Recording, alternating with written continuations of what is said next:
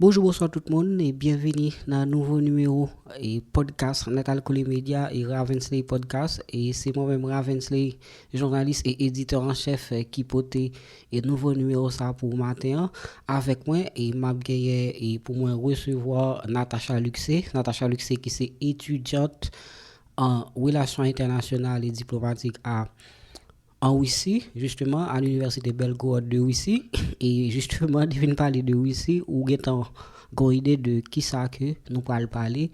Justement, et matin, et bon, oui, matin, il était 6 heures du matin, là que la Russie a été attaquée Ukraine et plusieurs villes dans l'Ukraine touchées, c'est Kiev, Mariupol, Kramatorsk, Kramatorsk pardon, Kharkiv et ensuite et après frappe ça et la Russie affirmé justement que yo détruit base aérienne qui en Ukraine et yo détruit système défense et Ukraine. Donc avec moi nous allons décrypter tout ça avec Natacha Luxé. Jacques me dit, Natacha Luxé, c'est étudiante. Allô? Allô? Allô, bonjour. Bonjour ou bonsoir. Ça dépend de l'heure qu'il est en Haïti. Ok, et bonjour et bienvenue et sur Natal Colé Media et Natacha. C'est un plaisir pour que moi gagnant ou c'est étudiante en relations internationales et diplomatie dans l'université Belgorod en Russie, c'est ça. Et justement, situation est un peu tendue et depuis le matin, on va dire ça comme ça, entre la Russie et l'Ukraine. Et Natacha Luxé, et wap vivre l'autre bois, et ou peut-être plus proche, et ça qui a passé à que nous-mêmes qui en Haïti. Et de quoi s'agit-il exactement? Alors, déjà, mon petit bonsoir avec tout auditeur, auditrice Nétal Collé. Alors, bien sûr que oui, moi, c'est étudiant en Russie, à Belgorod, à l'université de Belgorod. Alors, ce qui a passé actuellement en Russie, c'est une guerre, moi, capable de dire qui a commencé depuis longtemps. C'est un conflit, à vrai dire, qui a commencé depuis très longtemps, disons depuis 2014. Alors, ça a commencé. Ça qui fait que maintenant, il y a continué. Alors, origine conflit ça qui va sortir entre Ukraine avec Russie.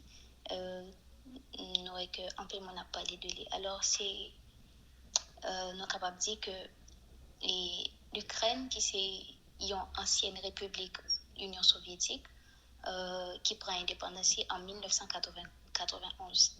Alors, là qu'il prend indépendance, il est divisé en deux parties, qui c'est la majorité qui c'est pro-occidentale et puis une minorité pro-russe.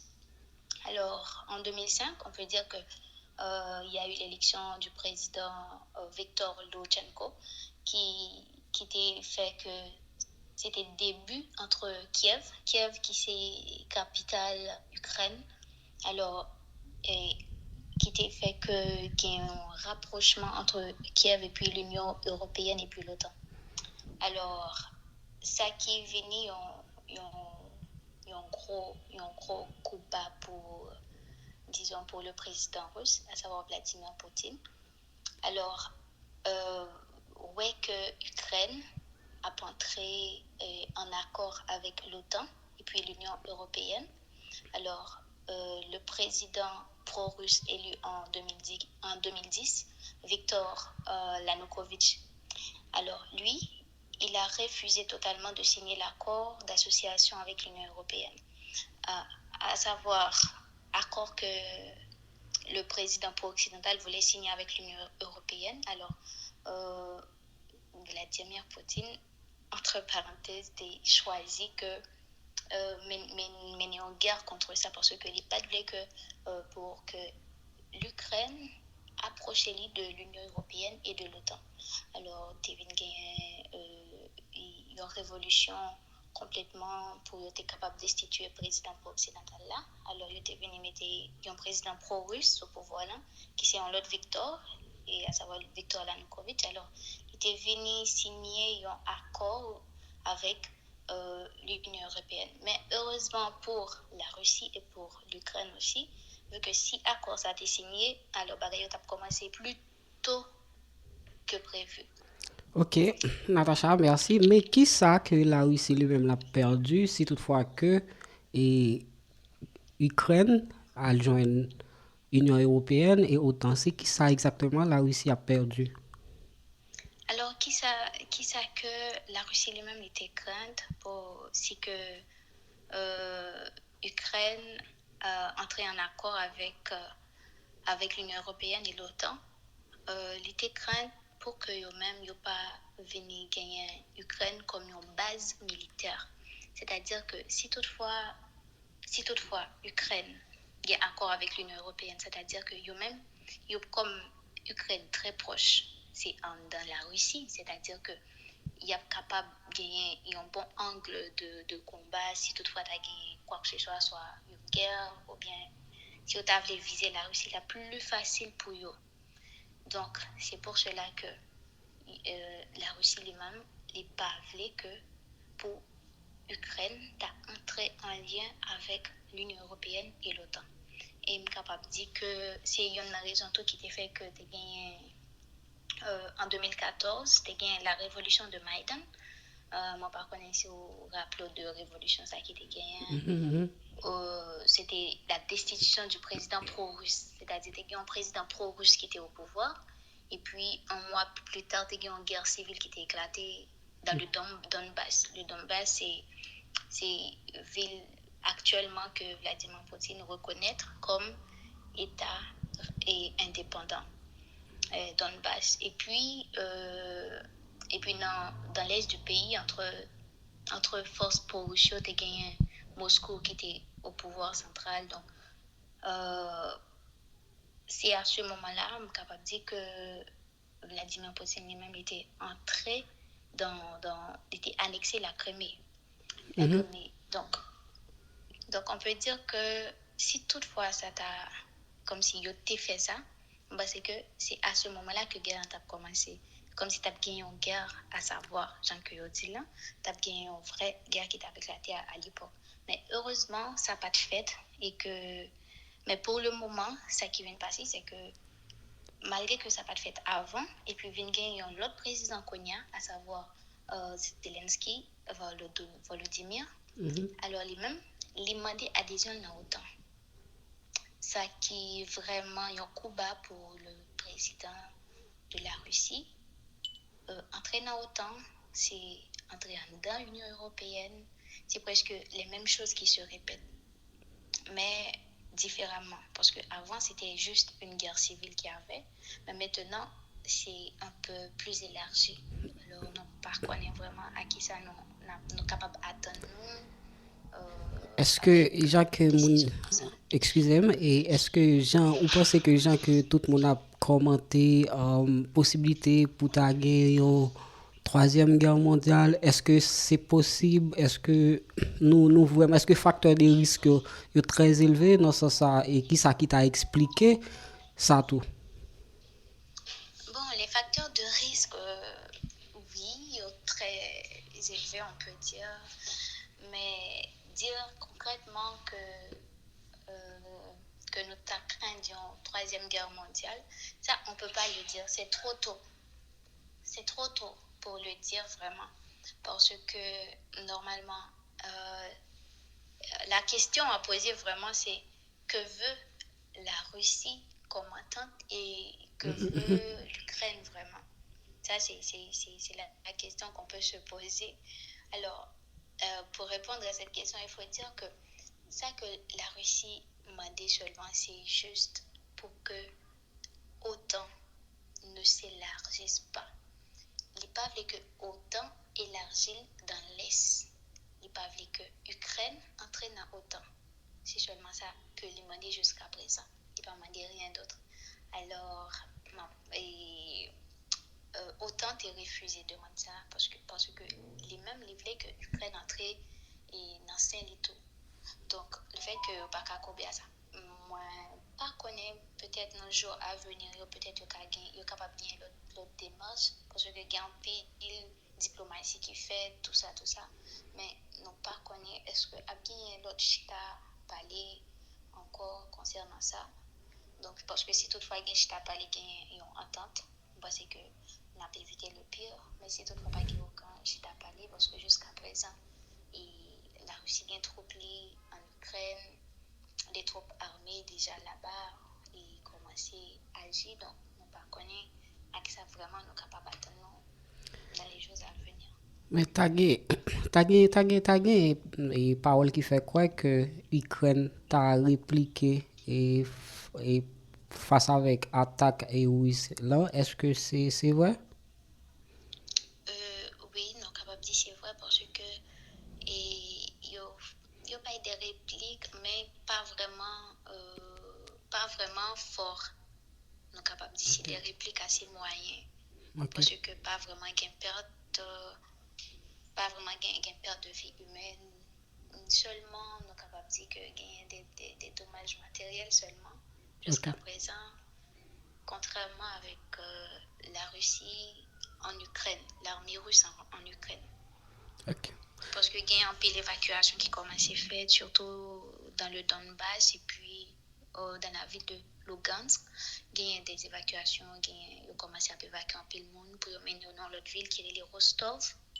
Il y a un peu le monde qui commence à évacuer tout ça. Et moi-même, côté ma ville, c'est Belgorod. Alors, Belgorod, c'est pas trop loin de l'Ukraine non plus. Alors, il y a plusieurs possibilités. Si toutefois, ça t'a un peu plus grave pour que nous-mêmes, nous sommes capables d'évacuer et aller dans l'autre ville. Donc, jusqu'à présent, nous avons disposition autorité. OK. Et Natacha Luxé, t'as rien d'entendre ça que peut-être qui t'a supposé fait, qui t'a supposé jouer une entente entre Ukraine et Russie, c'est qui est-ce qui a fait ça? Est-ce que c'est deux pays eux-mêmes qui ont pris responsabilité ou sinon Nations Unies, OTAN, tout ça? Bon, pas oublier que ça qu'a fait là, il n'est pas concerné seulement deux pays parce que ça qu'a fait là, il est concerné et tous les pays du monde. Il y a un chita parlé qui est pour faire entre le Canada, le Royaume-Uni, les États-Unis, la France, quelques autres pays. Donc, ça est pour le faire dans quelques temps, je pense que dans quelques heures encore. Euh, donc, je pense que c'est à partir de là, nous pourrons connaître ça qui est vraiment dit parce que chaque grand pays, ça est supposé mettre tête ensemble pour prendre une décision parce que ça ne concerne pas seulement l'Ukraine ou encore la Russie, ça concerne tous les pays voisins, à savoir l'Union, tous les pays. Par exemple, nous gagnons Roumanie qui n'est pas trop loin de l'Ukraine, qui est tout près. Donc, si toutefois tu as quoi que ce soit en Ukraine, donc en même temps, tu es capable de toucher quoi que ce soit. Ouais. Donc, c'est pour cela que tout pays, ça est concerné vraiment. Et les États-Unis sont les concernés spécialement parce que le président Jean-Claude Juncker, il a fait déclaration, il dit que si toutefois que la Russie n'a pas retiré trop plio, alors a gagné des conséquences, a gagné d'autres conséquences qui viennent de eux même direct. Alors, on pense que ça va concerner seulement deux pays, mais ça concerne tout pays européen et l'Amérique aussi. OK. Natacha Luxé, en tant que jeune étudiante haïtienne et qui en Russie, comment ou même vous vivez situation ça? Comment t'es levé? Et justement, matin, là que est frappé au fin de fête, comment vous recevez la nouvelle ça? Bon, je peux dire que c'était un peu euh, terrifiant pour nous tous parce que déjà, nous avons une communauté haïtienne ici qui est un peu forte. Alors, dès que nous levons, nous jeunes nouvelles parce que les responsables de l'université, ils nous ont écrit et tout pour qu'on puisse prendre des précautions nécessaires parce que ils dit nous pour ne pas vraiment sortir vu que dans la ville côté New York il y a une zone qui a des explosions et tout. Alors sinon pas sortir pour nous faire prudence, en pile prudence pour que nous pas victimes ou quoi que ce soit.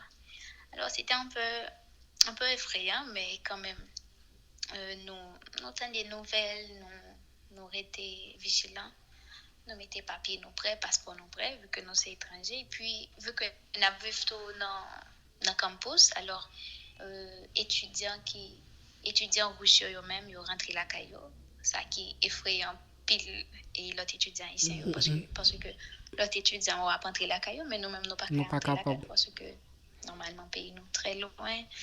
Et à ce qu'il paraît, il y a des vols, il n'y a pas vraiment vol, il commencé un peu Diminuer?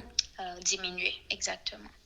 Ouais, sur Donc le c'est un plan peu ça. économique et Natacha Luxé, justement, dans la discussion que nous avons gagnée avant même que nous ayons fait interview ça, où tu as parlé que l'économie a commencé à chuter, justement, et on est capable de dire en Russie. Et qui ça qui expliqué ça? Bon, oui, économie, hein, les touché en pile depuis ces derniers jours. Parce que normalement, depuis, euh, depuis que troupes russes étaient allées en Ukraine, disons, dans le Donbass, et les Américains et puis les autres pays, à savoir l'Allemagne, le Canada, toute l'Union européenne, tout qui ont commencé à la Russie des sanctions. Ils ont appliqué même des sanctions contre la Russie, à savoir, et, ils ont visé spécialement l'économie russe, à savoir les échanges commerciaux et puis à savoir les banques. Donc, ils ont commencé. Alors, sanction m'a rappelé que les États-Unis et puis les autres pays avec, ils ont choisi la Russie des sanctions telles que banque centrale russe. Quelques banques pour sanctionner quelques banques, pour geler avoir des citoyens russes en Europe et, et tout. Donc, c'est un peu dur. Alors, ça a touché directement l'économie russe là. Donc, gagne un taux dollar là, qui est vraiment grimpé. Par exemple, hier, mon problème dollar là, il était à 60. Avant hier, il était à 73. Un dollar, et c'était 73 monnaies d'ici, qui c'est rouble. Alors, je dis, il est à 80. Et il est sur route pour le monter toujours. Un dollar, c'est maintenant 80 roubles. Donc, on pensait que ça a commencé à toucher l'économie vraiment fort. Mais il y a des rumeurs, des choses qui ne sont pas encore confirmées. Alors, on pensait que dès que confirmé, on mettait au courant de eux concernant Bankio, concernant Western Union, concernant l'énergie, et, pas l'énergie, mais disons, concernant l'Internet et tout. Donc, on pensait que après, dès que moi confirmé, je suis capable de dire vraiment qui ça a fait concernant tout ça. Mais pour le moment, l'économie, ça ne va pas du tout. Mais si nous sommes capables de dire un peu de choses sur l'aspect économique, dans la crise là, c'est que la Russie, certes, il y a la Russie des sanctions, ça qui touche un peu la Russie, mais c'est pas seulement, il y a des gens qui pensent que le fait que l'autre pays a la Russie des sanctions, il y a que la Russie qui est touchée, mais non pas du tout. Même en France, Ouais. même en France, dans les autres pays, dans les autres pays européens, il y a des problèmes de carburant parce que n'oublions pas que la Russie, c'est le troisième pays producteur de Le gaz, pétrole. de pétrole exactement. Alors, c'est l'une des raisons pour laquelle que la majorité des pays européens ont touché vraiment tout par rapport avec sanctions. Vu qu'ils ont sanctionné la Russie, alors échange n'ont pas fait, donc ils n'ont pas joint carburant, tout ça, donc c'est un peu difficile pour tout le monde. Déjà hier, prix gazon était monté très cher, il était monté plus que d'habitude en France. Et pour le monde, en Allemagne surtout aussi, parce que c'est la Russie qui est plus grand, c'est la Russie qui bat gaz plus en Allemagne, donc. Et c'est vraiment important pour eux. gaz la Russie est vraiment très, très important pour eux tout. Même avec tout respect en Europe. Ok. Et Natacha, nous avons fait une estimation et on t'a dit que combien de temps que ça a passé là a duré? Est-ce que c'est pour une semaine ou bien nous pas connaît ou peut-être qu'on fait une estimation de ça? Bon, est-ce que nous sommes capables de faire une estimation de ça? Et ça que nous sommes capables de dire seulement, c'est que ça qui a fait là, l'hypoco a fini seulement. Mais nous ne sommes pas capables de dire mais combien de temps ça a duré. Mais seulement ça nous connaît par rapport avec l'ampleur ça a prend. Donc, je pense que pour le temps fini, c'est vraiment difficile. Donc, je pense que ça, il là toujours et je pense que parce que normalement, si nous regardons pour nous conséquences, ça a quitté, surtout dans le monde, ça a quitté une grave conséquence, surtout gens que nous sommes parlé de économie.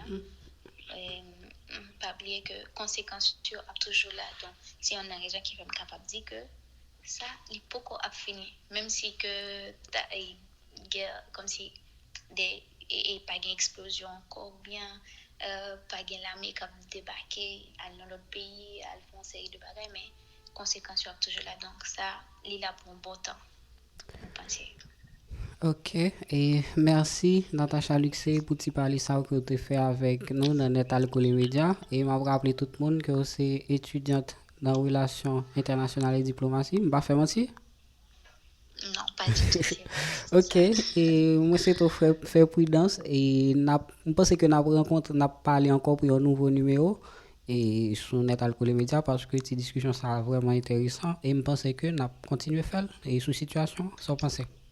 Donc, pas de problème, moi là, si toutefois il y a quoi que ce soit moi-même, mettez-nous au courant pour être capable de connaître plus toujours. Et merci déjà, merci parce que tu as choisi Tandemto. Merci à toi, Ravensley Boiron.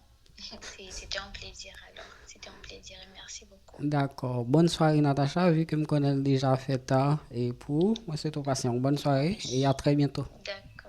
D'accord, merci, à très bientôt.